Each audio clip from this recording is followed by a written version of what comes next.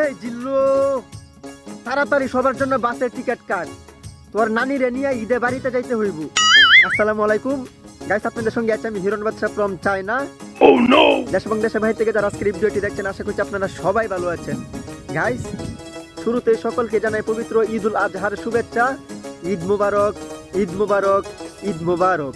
ঈদ আসলে গ্রাম থেকে শহরে, শহর থেকে গ্রামে, আমাদের যেখানে জন্মস্থান, যেখানে আমাদের জন্মভূমি, আমরা আমাদের নারীর টানে, মায়ের টানে, পরিবারের প্রত্যেকটা লোকের রক্তের সম্পর্কের টানে, বন্ধু বান্ধবের টানে আমরা কিন্তু আমাদের জন্মভূমিতে ফিরে যাই।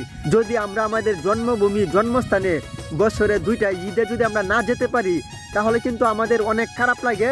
আর আমরা আনুষ্ঠানিকভাবে যেখানে থাকি না কেন, আমরা ঈদের আনুষ্ঠানিকতা পালন করি ঠিকই, কিন্তু আমাদের যে একটা ঈদের একটা আত্মতৃপ্তি, সেই আত্মতৃপ্তি কিন্তু আমাদের কখনোই আসে না। তাই গ্রাম থেকে শহরে, শহর থেকে গ্রামে ঈদ আসলেই কিন্তু যার যেখানে জন্মস্থান, জন্মভূমি, মায়ের টানে সবাই কিন্তু সেই জায়গায় ফিরে যেতে চায়।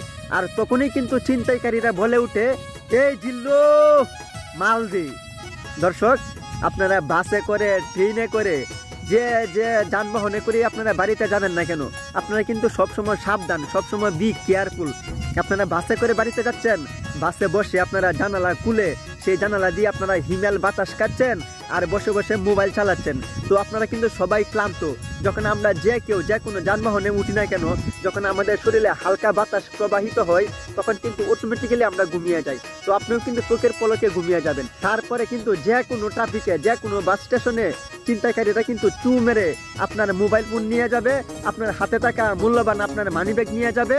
আর মা বোনদের যাদের গলায় বিভিন্ন দামি অলংকার থাকে, কানে নাকে বিভিন্ন দামি অলংকার থাকে, তাদের কিন্তু কান চিরে, নাক চিরে সেই দামি গহনা, দামি অলংকার কিন্তু তারা চু মেরে নিয়ে যাবে। তাই দর্শক, আপনারা যে যে যানবাহনে করে বাড়িতে যান না কেন, অবশ্যই আপনারা বি কেয়ারফুল। আর একটা কথা সবসময় মাথায় রাখবেন, ঈদে কিন্তু আমরা যখন বাড়িতে যাই, তখন কিন্তু আমাদের কাছে সময়ের চেয়ে যে জীবনের মূল্য অনেক বেশি, এই কথাটা কিন্তু তখন আমাদের মাথায় কাজ করে না।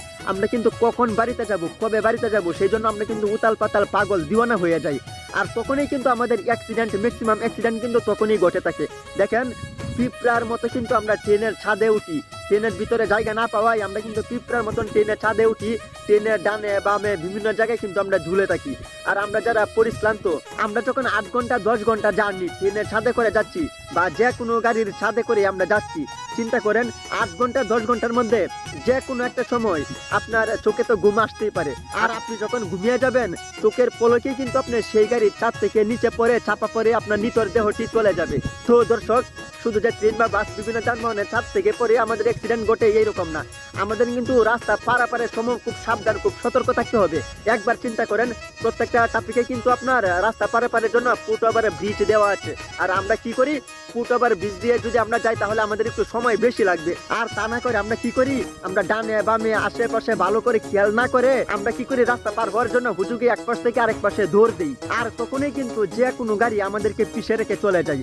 আর শুধু ঈদ কেন, ঈদ ছাড়াও যে কোনো সময়, যে কোনো যানবাহনে চড়ে আপনি যে কোনো জায়গায় যান না কেন, আপনি সবসময় সজাগ থাকার চেষ্টা করুন। কখনো আপনি গাড়িতে ঘুমিয়ে যাবেন না। আল্লাহ না করুক, যদি বড় রকমের কোনো একটি অ্যাক্সিডেন্ট ঘটে যায় আর আপনি যদি ঘুমিয়ে থাকেন, আপনি কিন্তু চোখ মেলা তাকানোর আগে সব কিছু শেষ হয়ে যাবে। আর যদি আপনি সজাগ থাকেন, তাহলে কিন্তু আপনি যতটুক সম্ভব আপনার নিজেকে যতটুকু সম্ভব আপনি সেভ করতে পারবেন। তো দর্শক, ঈদ মানে হাসি, ঈদ মানে খুশি, ঈদ মানে আনন্দ। আর এই আনন্দ কোনো মুহূর্তটি যেন কারোর জন্য বেদনার কারণ না হয়, কারোর জন্য দুঃখের কারণ না হয়, কারোর জন্য কষ্টের কারণ না হয়। তো দর্শক, আজকের মতো আপনাদের কাছ থেকে বিদায় নিচ্ছি। আমি মোহাম্মদ হিরণ বাদশা। দেখা হবে নতুন কোনো ভিডিওতে। ততক্ষণে সবাই ভালো থাকবেন, সুস্থ থাকবেন, নিরাপদে থাকবেন। আর হ্যাঁ, অন্য কেউ নিরাপদে রাখবেন। আল্লাহ হাফেজ।